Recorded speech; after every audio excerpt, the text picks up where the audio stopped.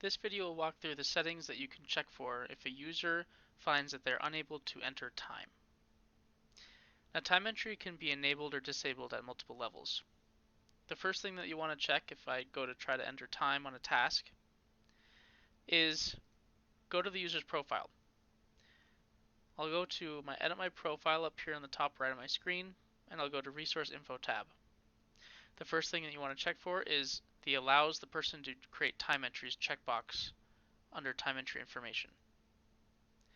After enabling that, and the user is still unable to enter time on a task, the next thing to check is on the project level.